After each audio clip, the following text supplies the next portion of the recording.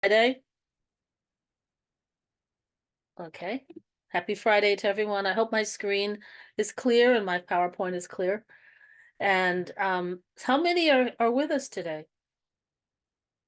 We have like 12 plus someone in the room. Excellent group. So hey, let's get started then. So we are talking about Nutrition 101, basic choices to make, how to make them, how to enjoy them, why to make them. So I discovered not too long ago an article or several articles prepared by other people based on the work of this journalist named Dan Buettner. He studied parts of the world where people live the longest and are the healthiest, and he created what are called blue zones. And this is associated with nutrition and more than anything else, but the longer and healthier lifespans. And here are those blue zones. Um, hold on. I probably need to remind myself that I'm trying to work with a new device. Okay, so Loma Linda, California, Sardinia, Italy, Nicoya, Costa Rica, Ikaria, Greece, Okinawa, Japan, and Singapore is like a fifth, the sixth one that's been added. And what takes place in these blue zones? And I wonder if anybody wants to like show with a wave of their hand if you've heard about it, because I understand there's a Netflix movie about the blue zones. So what is actually, if I do that, I won't be able to show my screen. So I hope everyone is reasonably familiar. But in terms of nutrition, the blue zones have in common 5 categories of foods, and they are tubers, nuts, whole grains, beans, and green vegetables. And these are things that we all have grown up with and we like them generally.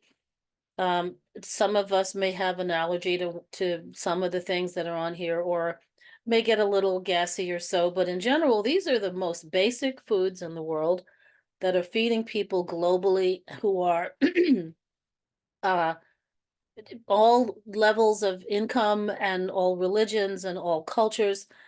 And it turns out that these 5 foods are the most commonly associated with health and longevity. And they're not the most expensive, so we should do pretty good. But I found a fascinating summary that including as little as 1/2 to 1 cup of beans a day was associated with a 4-year longer lifespan. Not too shabby. Now, of course, the blue zones are also associated with physical activity, with getting good sleep, low stress. And in fact, in an interview with the journalist Dan Buettner, he added Singapore because similarly, the 5 components of the diet are regular. People are taxed if they drive and they get a subsidy if they use public transportation or walk. They're taxed if they smoke and they get a subsidy if they don't. And when older people are are living within 500 yards of their younger relatives, everyone gets a subsidy. So, and the healthcare system is different. So we can't quite put the same requirements or expect the same, but definitely the idea of what to eat is good. Okay, next one. I somehow have a red streak on my screen. I don't know how it got there. I'll figure out if it's something I need to do different, but for the moment, I hope it's not distracting. So while I'm really impressing upon everybody the importance of eating beans once a day, let's talk about where you can get lots of good and evidence-based and thorough and friendly information about beans. And one of my favorite websites is the Bean Institute. Guess that's pretty easy to remember. If you search it, that's exactly what it's called, the Bean Institute. So they have a drop-down window on the best ways of soaking, because most of us are a little leery of using canned beans because they will have more sodium. Um, I think you can get away with canned beans because it's realistic. But let's say you're going to soak. They have these four different recommendations, and here they are.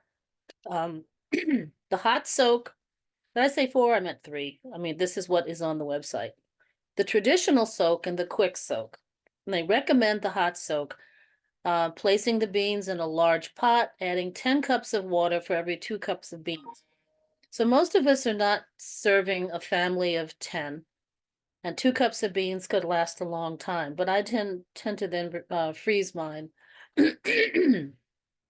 So their best recommendation is to heat the beans to a boil for 2 to 3 minutes, and then remove it from the heat and let it stand covered for 4 hours. After that, drain the beans, discard the soaking water, and then put the beans in fresh water. So I usually get kind of like, I don't want to waste that good water, but if the Bean Institute says it's a better way to make your beans tasty and healthy, then go ahead and dump it. The traditional soak was to pour the cold water over the beans, let the beans soak overnight. And by the way, this also emphasized that your beans should soak overnight in a refrigerator or in a cold place, or at least not at a warm place.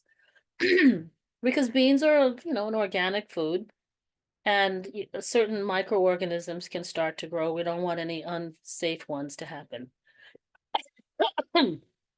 Okay, so they're saying discard and soak the water. Discard the soaking water. Cold water starts but does not complete the rehydration process, so the beans will appear wrinkled after soaking, but they will fully rehydrate during cooking. And then again, rinse the beans. And then the quick soak method is on the far right.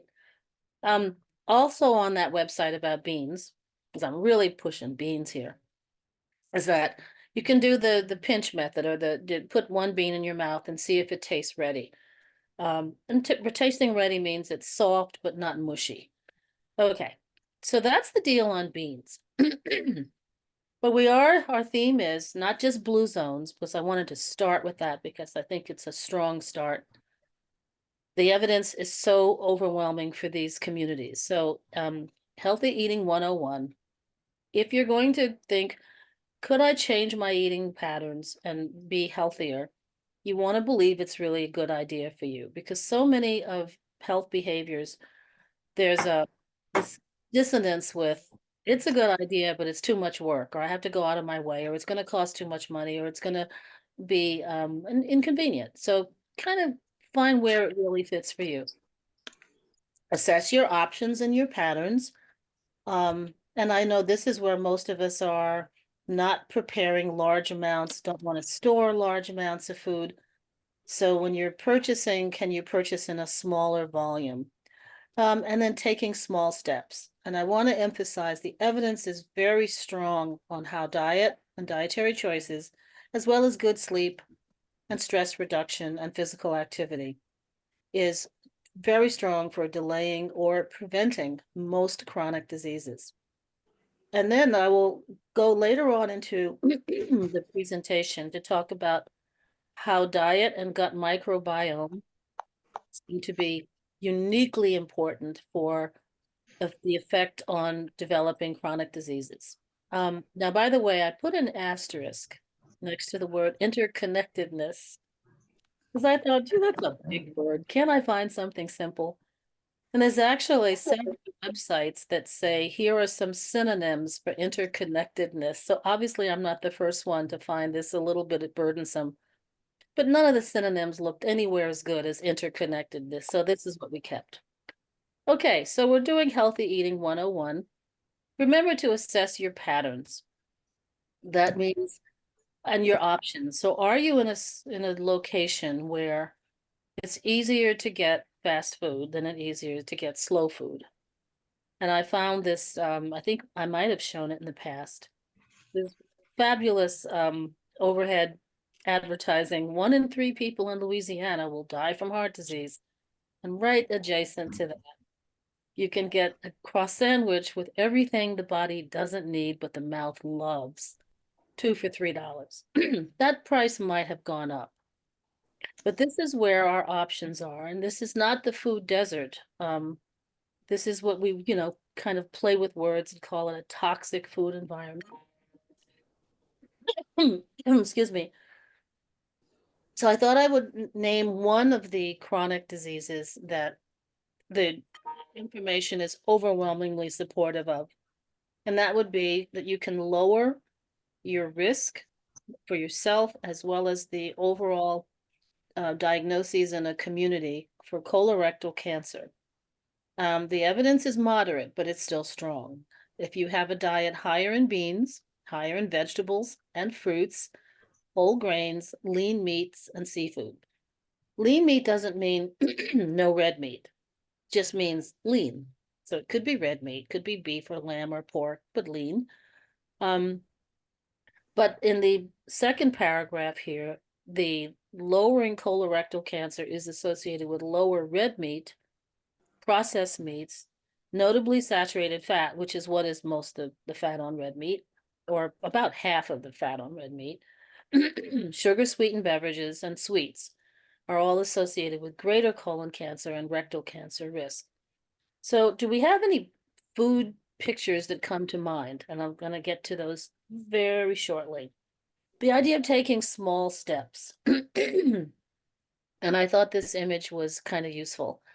If my ladder has the cross pieces very close together, I can make it. But if they're far apart, it's just a little too much work, and I'm probably going to be a little disillusioned. So I would say in your small steps, start by increasing your fiber. And fiber is the undigestible part of fruits and vegetables, nuts, seeds, and grains and beans. So since we've already listed those foods, we don't need to do a whole, let's say, a presentation of how many grams of fiber are in different ones. But for sure, beans, vegetables, fruits, nuts, whole grains, and seeds are going to be your fiber friends. Okay, low glycemic index.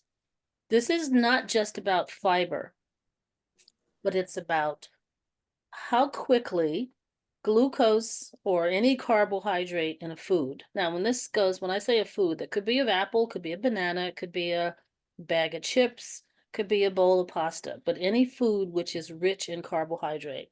So you eat that carbohydrate food, it's delicious, it's in your mouth, you're happy, you're smiling, you swallow it, it goes into your digestive tract, and then enzymes break it down and release it into your blood as glucose.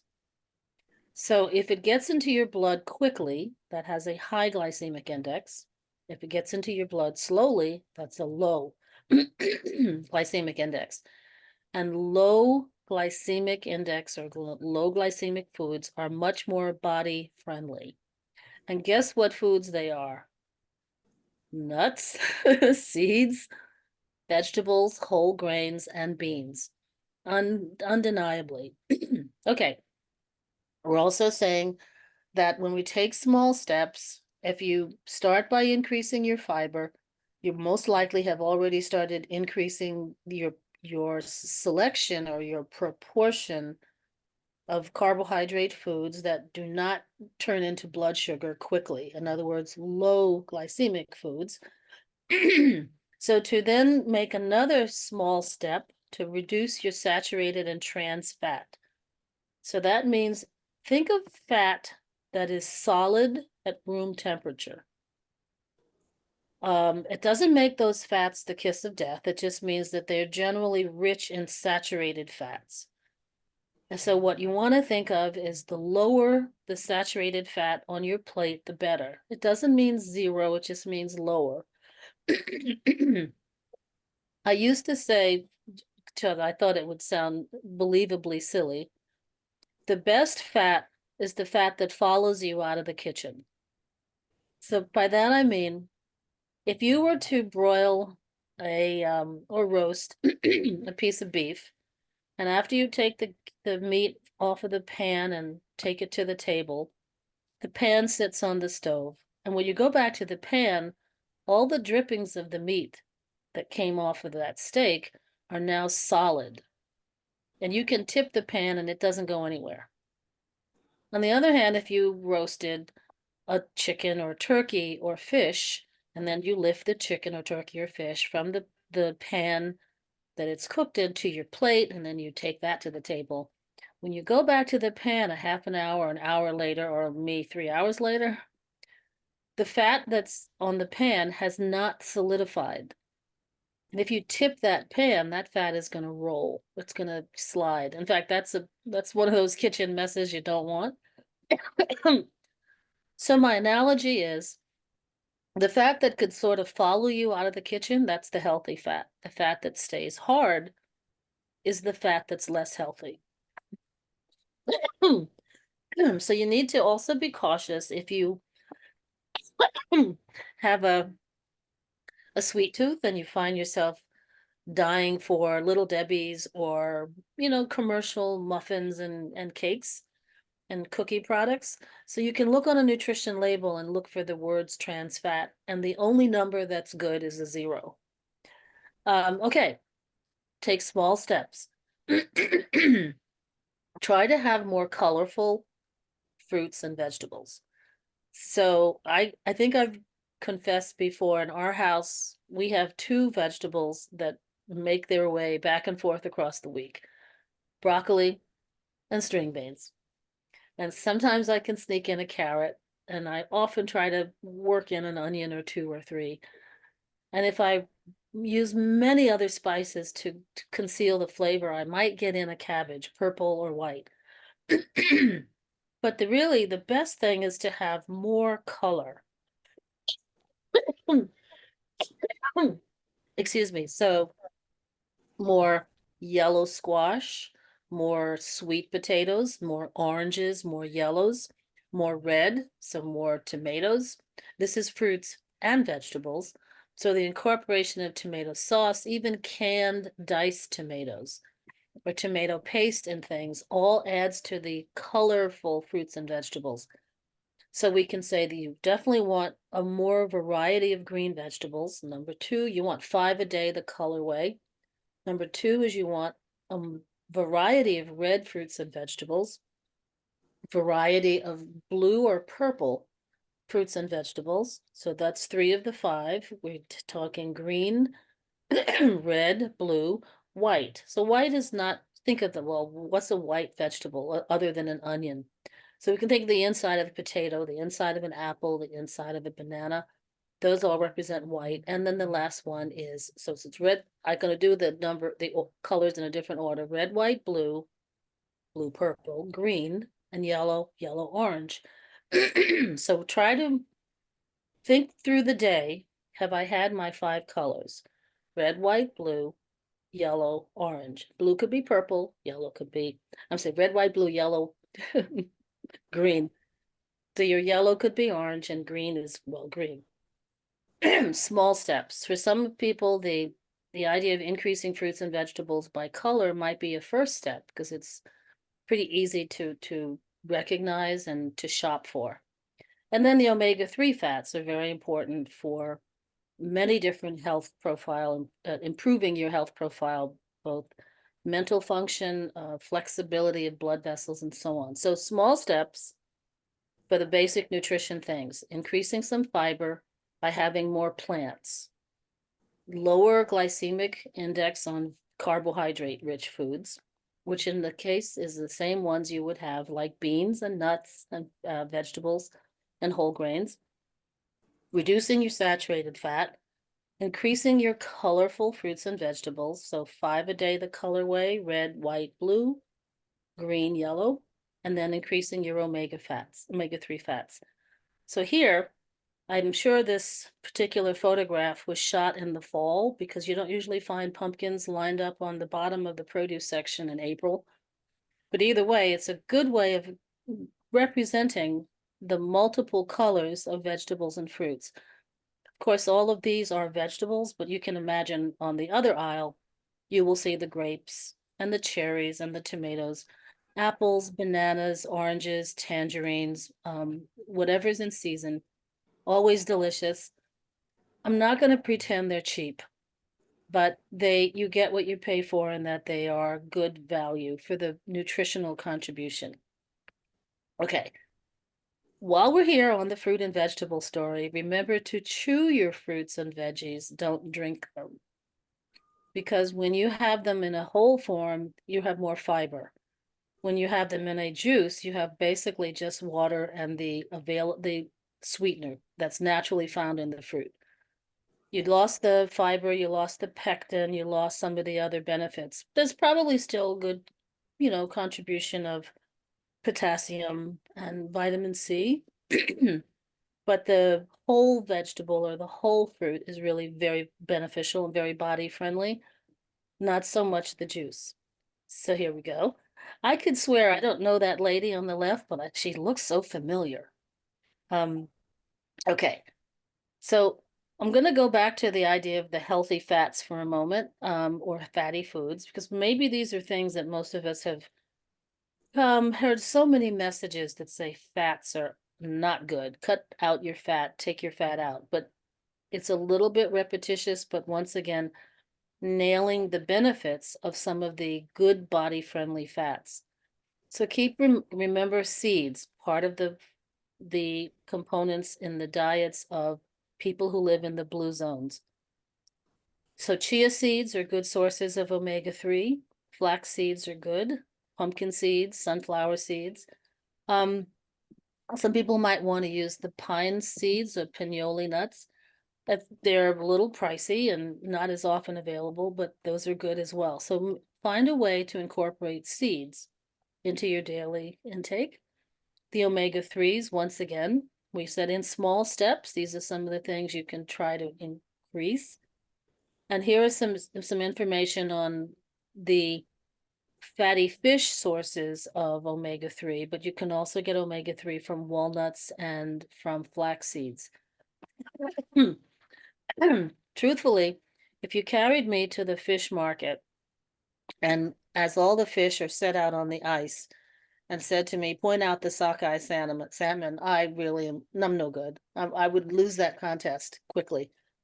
But when you purchase it or if you buy it canned or you buy it in any form, the different salmons may vary slightly in their omega-3 content, but they're generally good.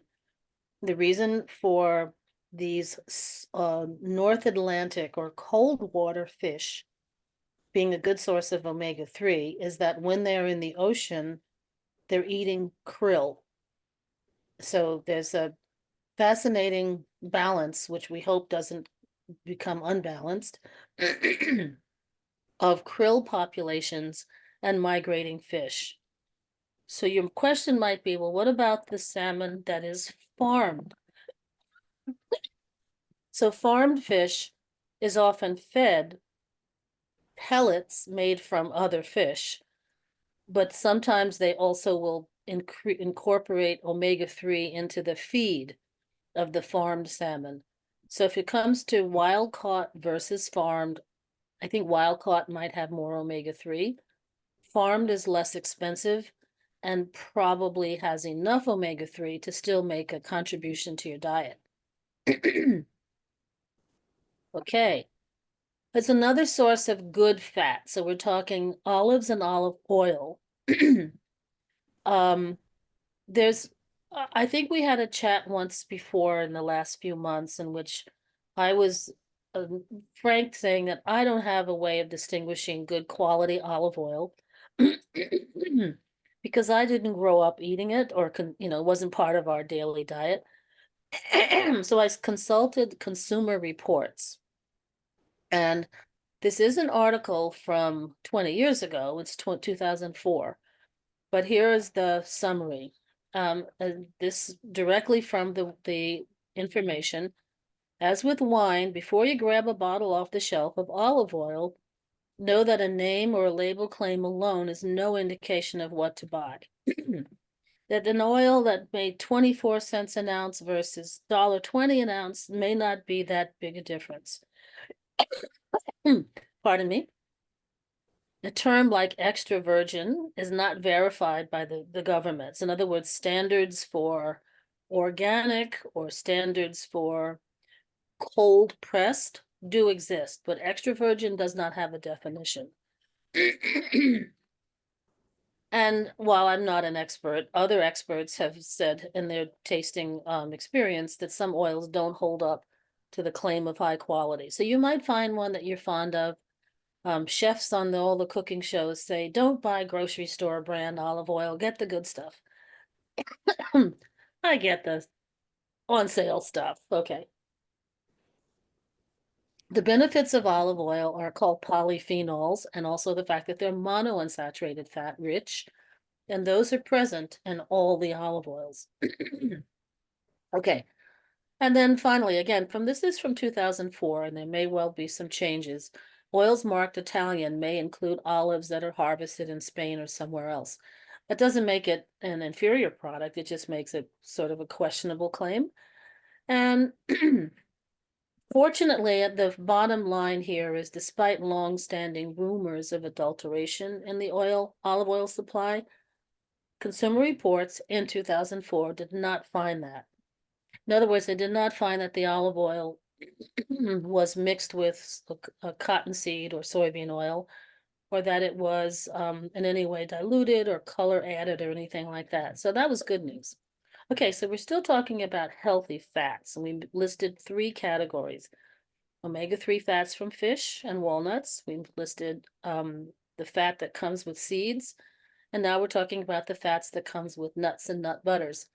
And you might remember the last time we had a cooking club, we showed the one of my favorite snacks and or meals, because it was many meals or snacks and interchanging, was having sliced apple with peanut butter. So this is a good source of fat.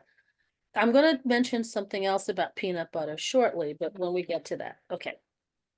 And we know that avocado is another good source of omega-3 fat. I'm so sorry, of monounsaturated fat. Once again, your choice of which avocado variety you like is good. Some people swear by the ones from Mexico, from other parts. I love them all. And the my favorite avocado joke is that if you have an avocado on Monday and it's not ready, and Tuesday it's not ready, but Wednesday it's ready, and Thursday it's too late. So that's the trick with having them on hand. But a word of caution, this was a study published in 2020 that 82% of olive oil in the market was rancid or mixed with other oils. So while it's debuked with olive oil, the avocado oil still seems to have some quality issues. I could not find anything more recent than that, and I'm quite sure olive oil bottlers don't want their names sort of muddied with these kind of claims. So it may well be resolved, but it's a note of caution. Okay. Now we're talking nutrition 101. Gotta remember fluids. So you see me with my jar. You should make sure to remind yourself to have 2 to 4 large glasses of water per day. And what's the deal? Well, I have a couple of references at the bottom of the page, Cleveland Clinic and someplace called Oak Street Health, where there are very good summaries about why we as older people, are more prone for being dehydrated. That first of all, we have a lower body water mass than younger people, partly because we have lower muscle mass and so on. But also our thirst response isn't quite as sharp as it used to be. So we just need to remind ourselves. And the recommendations are for men, 120 ounces of fluid. Now, fluid includes your morning coffee or tea or your bowl of soup, or even that banana or that apple. Pardon me, because those are good sources of fluid. An apple is about 60 to 80% water. And that a woman should have about 91 ounces a day. So let's imagine half of that was in the form of liquid. So that we're talking roughly 45 or so ounces. I like to point out that if you have an empty spaghetti sauce jar, ta-da, that it's an 18-ounce jar.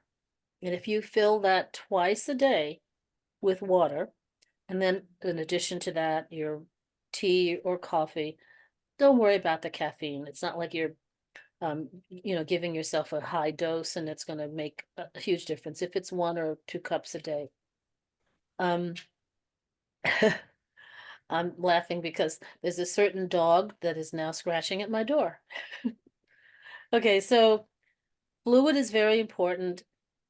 It's a matter mostly to remind ourselves to drink every day because we won't possibly feel the thirst that our bodies are giving us a signal that we need more. Now, a lot of times I am often hearing conversations about, well, you should drink enough fluid so that your urine is very light. Well, the color or the concentration of color of urine could be a number of things. It could be that you just haven't voided for a few hours and it's dark. It doesn't mean that you're sick or that you're dehydrated. So while that might have some ring of medical usefulness, many other medical opinions are that it doesn't work. I even met someone who said I don't know if it was London or a European major city, in the public men's rooms, there was a chart of urine color. And he said that was the most ridiculous thing I ever saw, that you're going to go in the men's room in a public place like a museum or somewhere and look at your urine color. So drink, have your water, have your fluids of other forms, and enjoy and stay hydrated. The symptoms of dehydration could be things that you would kind of write off to something different. You could be tired. You could feel flushed. You may not feel thirsty. If your skin has gotten lost some of its suppleness, then you are really dehydrated. So when in doubt, have a glass of water. No harm done, and certainly good overall protective choices are made. Okay, let's move on. Okay, and everyone needs vitamin D. This is not a negotiable thing.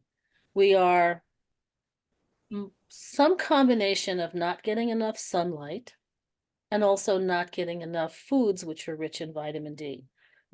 Um, I wasn't one of those, but I think a lot of people in my generation were fed a big tablespoon of cod liver oil every day. It almost felt like cruelty. But somehow that cod liver oil was more magical than we gave it credit for. Not only was it a good omega-3 fat, but it was also a great source of vitamin D. And it made you humble because it was nasty as all get out. Although there was, I think I might have mentioned this once, an interesting study with children in the Inuit population of Alaska and possibly Western Canada, and with kids who are from Iowa. And they gave them a cod liver oil tablespoon, and the kids who from the Inuit population had big smile. Oh, that was good. Can I have some more? Whereas the kids from Iowa like grossed out. So how much of this is what we're just used to? Then we think it's gross, but others don't. Anyway, these are good sources of vitamin D. I'm not a big liver fan. If we all had a liver ration every year, I'll give my ration away in exchange for popcorn in a heartbeat. But don't be afraid to eat eggs. And if you do, include some butter. And almost all of the milk, cow's milk in the United States, is naturally high in vitamin D if it's whole milk, but if it's reduced fat, vitamin D is added to it so that it's equal to the vitamin D of whole milk. Mushrooms are a good source of vitamin D. Who knew? So if that's not enough, please make sure you try to get as much sunlight on your arms and legs as possible. Maybe not today, the arms and legs, but as often as you can, try to get sunlight. That's really the way the body gets it. Okay. Now, moving from, let me just make sure yes, vitamin D. Possibly one of the most important interactions of that interconnectedness of our diet and our body is going through the colonies of microorganisms that live in our intestines. Sorry, excuse me. Sort of like maybe the most significant factor because it affects your cholesterol level, it affects your heart disease, it affects diabetes, it affects inflammation of joints, affects cognitive favor, it affects mood. And more studies will produce more and more definitive conclusions. But in the meantime, what we know is that we are made up of billions and billions and trillions and zillions of microorganisms, and we want the certain colonies to live and be flourishing, and we want some colonies not to. So how is our diet affecting those colonies? Well, it turns out that depending on even if you're born vaginally or if you're born through a cesarean, that starts what kind of colonies of microorganisms are in your intestines. What the summaries seem to be, the more diverse your diet, the better. Diverse as in, guess what? Nuts, seeds, beans, vegetables, fruits. Pardon me. And the less processed your food, the better. So here's what we mean. Lots of vegetables, lots of beans, fruits, nuts, and seeds. If you say to yourself, if she mentions that list one more time, I'm out of here, I promise you I'll try to back away. But the flip side is less of the high protein foods, which are sort of Western diet favorites. Less of the foods which are, well, let me move on and we can see the good stuff. Okay, so I found this image and I thought it isn't necessarily, the message needs to be qualified. Living in an urban area, like tall buildings, do not cause you to have a bad set of gut bugs. What it means is that when you're in an urban area, there are options to eat more processed food. There are fewer opportunities for physical activity. There's more stress, and all those things affect your gut microbes. So possibly this artist could add the urban profile of the buildings to the right side of the picture because these are just about choices. Okay, so in our Western diet, rich in protein, rich in the saturated fats. Remember, the saturated fats are the ones that are hard at room temperature, the ones that don't follow you out of the room. Rich in sweets. Sweets are also remotely related to that high glycemic index. And the ultra processed. These are ones that affect the colonies of microorganisms in our belly, encouraging a disproportionate number of the ones that seem to be able to cause an inflammatory response. Not good. So here's how I want to say this. If you imagine the cells that line your intestines as very tightly connected, there's no space between them. The thing that holds those cells in that tight connection, or what's called a tight junction, is something called butyrate. There's no test. Don't worry about ever saying butyrate again. Oh, if you want to, butyrate, butyrate. And certain microorganisms will eat the contents of our diet and secrete something called butyrate, which helps to form the cement that holds those cells together. And when you don't have those fruits and vegetables and beans and nuts as food, because the point is when we eat them and we digest them, there's parts of it that we don't digest, and it goes into the large intestines, and that's where the bacteria are having a grand old party saying thank you for the end product of those nuts and seeds and beans and whole grains and fruits. So we want those microorganisms to eat the remnants of our good diet so that they can make that stuff called butyrate, which holds our intestinal lining cells together. If the intestinal lining cells aren't held together, there's a leak, like a breach in a way, which allows some bacteria and viruses to get out of the intestines and into the body, into the circulation, where they could potentially start an inflammatory reaction. So it's a real big deal to eat good food to make your gut bugs happy. So one of the things about ultra processed food, so if you want to just give yourself a simple definition, when you look at a food, can you imagine it hanging from a tree or eating grass in a meadow? All right. You don't imagine that with something like pepperoni. I mean, if it was a piece of pork meat, you could see it.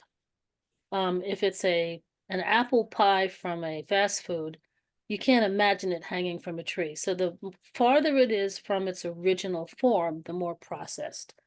And one of the agents that used in processing is these things called emulsifiers. Hold on. And emulsifiers are everywhere. They help to keep liquids from separating. So imagine a, a salad dressing.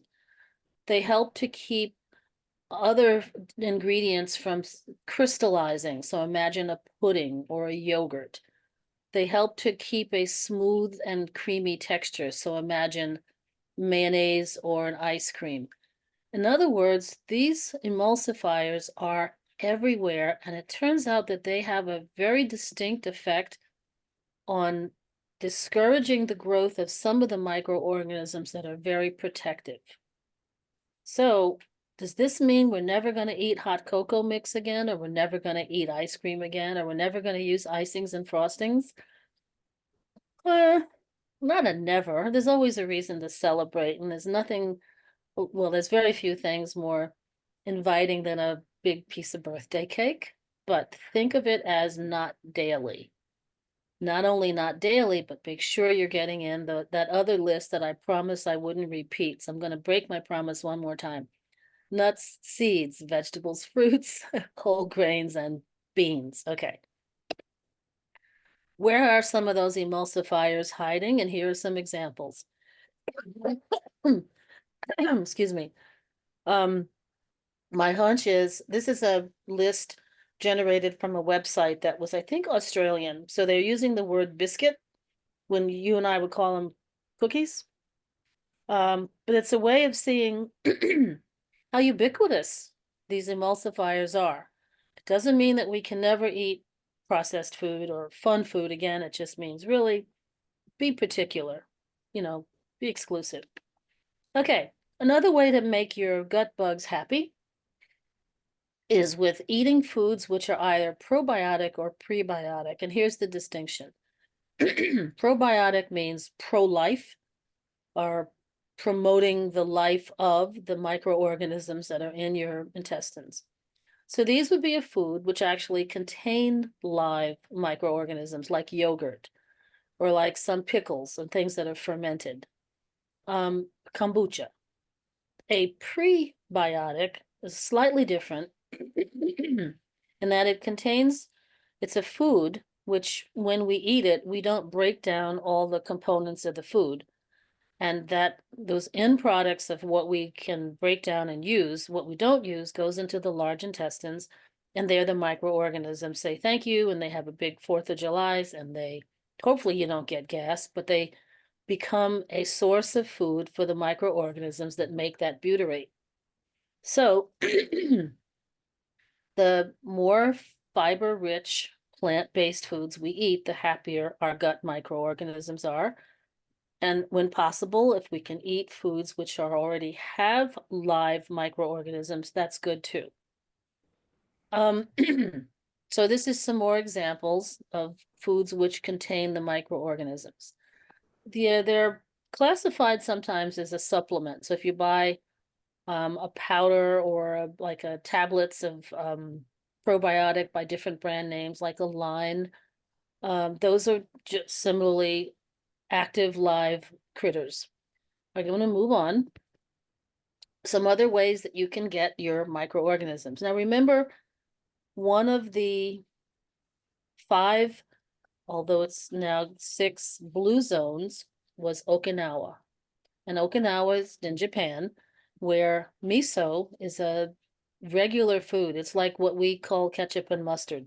It is quite high in salt, but the the takeaway is that if these are kind of ingredients that are just normal in the everyday diet, you can see how they promote good health. So when I think of Nutrition 101, I also want to make sure it includes references to foods which contain live bacteria.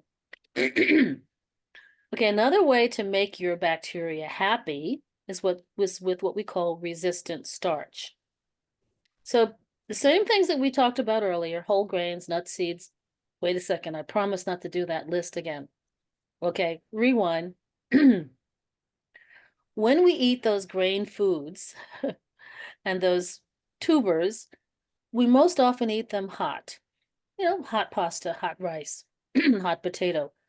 But turns out when they have cooled off and reached room temperature, the starch inside has kind of solidified into a gel. Now, when that gets into our intestines, we don't have the enzymes to break it down. And once again, it goes into the large intestines where the microorganisms are saying, thank you for that great meal. We're going to do good for you. We're going to make lots of butyrate. Everybody will be happy. So the message here is, when possible, do you think you would enjoy your starchy food? Oops, go back. Do you think you would enjoy your starchy food in cold form versus hot? This is also a lower glycemic index. Now, cold means cold noodles if you were having an Asian style noodle serving. It could be cold potatoes like a potato salad, or just a cold potato. It could be cold rice like sushi, or a cold noodle like in a pasta salad. These don't look so alien. They look like things that I would happily put on my plate. If somebody else cooked, it would even make me happier, but you know. So here's some other examples of resistant starch. Lots of beans, as you can see there. Even bananas, which are less ripened than others. Um, I happen to love bananas that are almost completely brown, so I'll have to let somebody else enjoy the green banana. And when we think of resistant starch, I hope it doesn't sound like a kind of a strangely new way to think of your food. It just means eating some of those starchy foods in cold form instead of hot. So I don't know who did this, but someone collected samples or reports of food intake. And they found that in Northern Europe, Australia, and the USA, which is sort of the kind of Western model, we're only eating 3 to 6 grams a day of resistant starch. In Italy, a little higher. In India and China, more than double what we're eating. In a rural South Africa, 38 grams a day.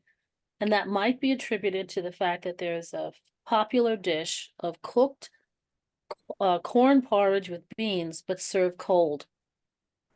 I could try it. If I had a good recipe, I'd give it a try. Okay, here are some other ways to include all of those, that list of things that I promised I wouldn't keep hammering. And they're not necessarily unique to the Mediterranean diet. They're things that we have all been eating, no matter what country our ancestors are from, or no matter what cultural way of preparing food we currently enjoy. All of us can get in those healthy, minimally processed foods. Here's some examples in the images here. In fact, if I could log off at 2 o'clock and hit any of these dishes, I'll be a happy camper. The one on the right looks particularly good, but I'll confess I do like my food hot more than cold. So I might have to go ahead and cook that broccoli or boil those and have that meat hot instead of cold. And I found this on Facebook. I thought it was hilarious because everyone talks about kale being, oh, such a great vegetable. But if you stir coconut oil into your kale, it's easier to scrape it into the trash. I grew up eating kale. I like it, but I know a lot of people don't. Okay, here we are. We're almost near the end. The takeaway is we hear a lot of promotion of the benefits of the Mediterranean diet as opposed to the Western diet. And as you can see, the way it's depicted here as a pyramid inverted. So the things that the Mediterranean diet includes the least of, which looks like red meats, potatoes, we include more of those. And the things that they have their foundation, which are at the bottom of the left-hand side, the whole grains, the vegetables, the fruits, the olive oil, it looks like we use that in much, much lower amounts. So that's a way to kind of think of making your choices resemble the pyramid on the left. And by the way, the Mediterranean diet is good, but if somebody would fund me, I would go all over the world and show you that lots of different people, their foundational diets, and this is the blue zones, are fruits and vegetables, nuts and seeds, low processed meats, and whole grains. That's why it's true in Loma Linda, California. That's why it's true in Okinawa. That's why it's true in Indonesia. All of that, Singapore, pardon me. Okay. So we're going to put it all together and call it the plate that loves you. Say that if you have 50% of the volume of a meal or so, maybe a little less, as lots of veggies, different colors, and a quarter of the volume of your meal as a high carbohydrate food, could be potato, could be rice, could be pasta, and then a quarter of your meal as a protein food, but not highly processed, at least not on the everyday basis. That plate loves you, and it's really nutrition 101 right in the palm of your hand. Here is another way of seeing the arrangement of that plate. It also it's a very low caloric density plate. So if you're trying to get a happy meal, but without a meal that makes you happy, let's put it that way, without the calories, this is usually also a pretty good formula. So I think that's the end of Nutrition 101 for January the 12th of 2024. I'm happy to take any questions or clarify anything. And thank you all for your attention. Thank you, Maudene. As always, excellent information. Excellent. And you're not the only one that like kale, because I love kale too. I don't always cook kale in the house because my daughter loves it. So you're not the only one that loves kale. Okay. Have you ever made kale chips? Oh, we eat those too. I never made it, but we have bought it already made up. But I never made them. It's a lot of process. You have to wash and dry your kale. Well, even dry it as much as you can, and then in sort of chips that would be half the size of your palm, and toss it with a little olive oil, and, salt to your preference, and then bake it. It's a lot of time in, and and then you eat it in like 2 minutes. After all that time, right? After all that work. Yeah. Thank you for that. Barbara, do you want to field any questions, or I can field myself then? I can look to see if there's any questions, any hands up. Great, as always, Maudene. Thank you very much. And I really appreciate your slides and all your information, the way you do it for us. Thank you. My pleasure. And Barbara should have a copy of the slides so we can, I'm happy to either add to them or provide more references if you'd like. How are we doing? I think I even stayed on time, and I kind of minimized the coughing. As I went to a pulmonologist, this new regimen includes an antihistamine. I hate that thing. It makes you sleepy. Does anyone else have that experience? Yeah, I hate to feel sleepy like that, but I was praying for you during your presentation for your cough. So between it all, it worked. Thank you. It worked, is right. And I also decided that I would do the presentation standing up instead of sitting in a chair. I think that also helps. Yeah. I love all of your images on your,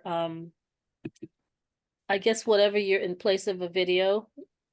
Some of you just have your name, but a few of you have been posing on things or have something. I love them.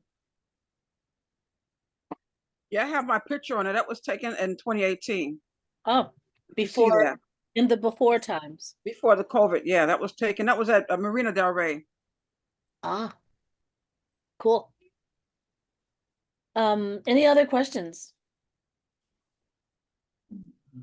My mom and stepdad used to live at Marina Del Rey. That's a neat place. Yeah, I think we need a field trip. Yeah, it's a beautiful place. It's pretty big, and usually there at Marina Del Rey, you can give dances, you give dinner parties, Mhm. anything you want to do down there. But it's a pretty big place. It's nice. It's right by the water. It's Mhm. all the way at the end of East Tremont Avenue. You can take the 40 or 42 bus there. It's Yeah, all the way at the end, and when you get off, you walk right there. It's really beautiful out there. it is.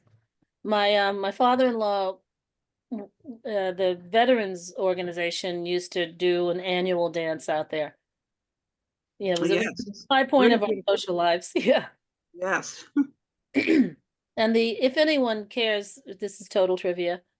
The Tour de Bronx, which is a bike ride, which is often the second or third Sunday of October, goes past Marina Del Rey.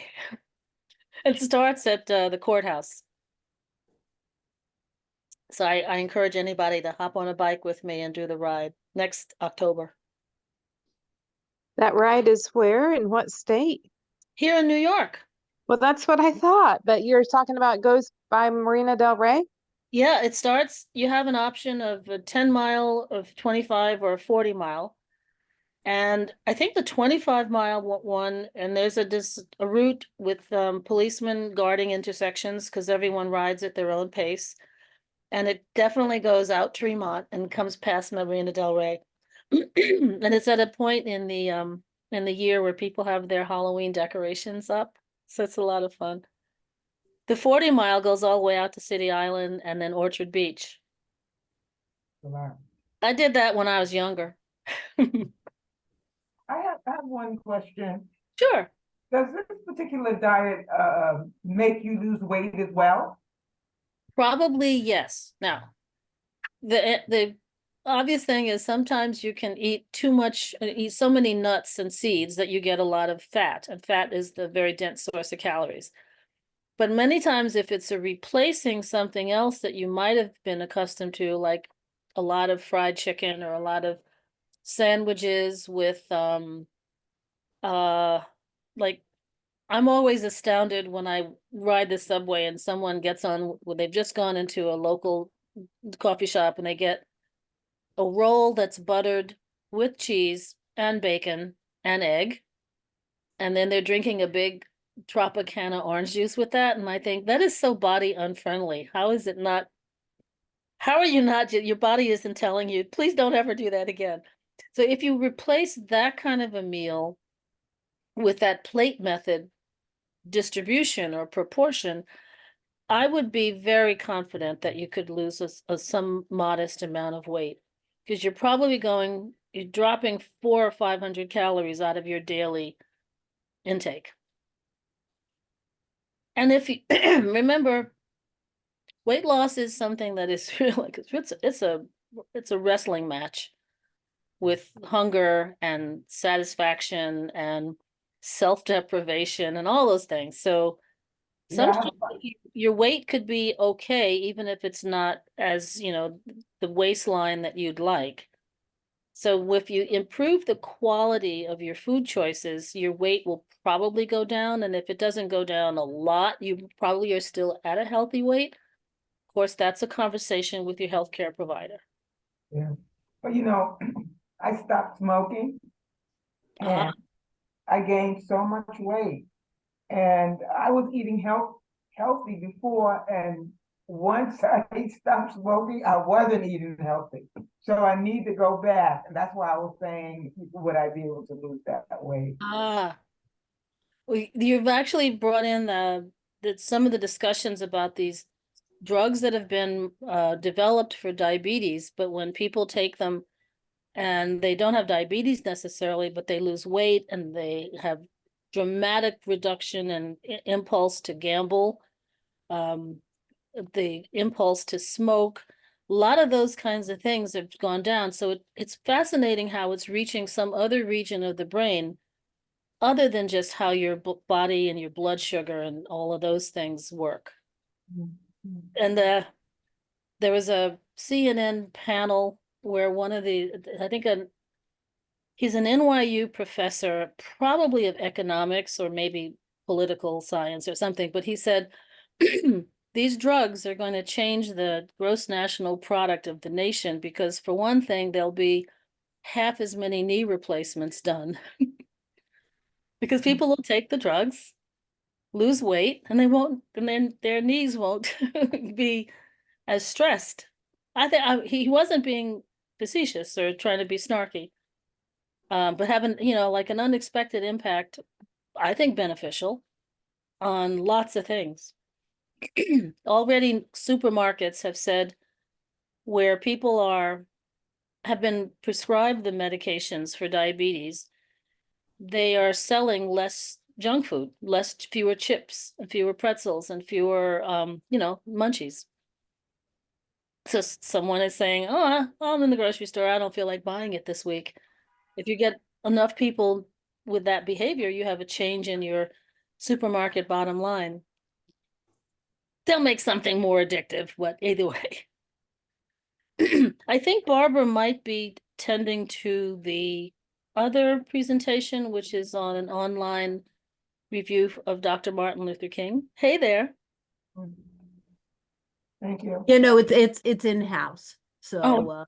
they'll have Dr. King's speeches going on, and you forget how powerful they are Yeah. till you start to listen to them all again. He was an amazing speaker. Yes. So It's a gift I hope we get again in our lifetimes. we could use it right now. Couldn't we? We could definitely use it like that right now. Thank you. Bye-bye. Okay. How All shall right, we thanks. Go ahead. sign off? Should I sign off? Should I? Yeah. I No, we're good. We're good. So we have nothing coming behind, but I, as always, appreciate your programs, and it's recorded. You'll find her on YouTube. If you want to see it again? Okay, you might want to edit the last 10 minutes. We just sort of were. Oh, I can do that. This Okay. yeah, okay. I'll get rid of the chit chat. Yeah, I was promoting the bike ride Tour de Bronx. Oh, okay. I saw that. So yes, I can leave that off. So take care. Everyone stay well. Wow. And I'll see you next week, Maudene. Okay. Thank All you. right. All right. Bye-bye.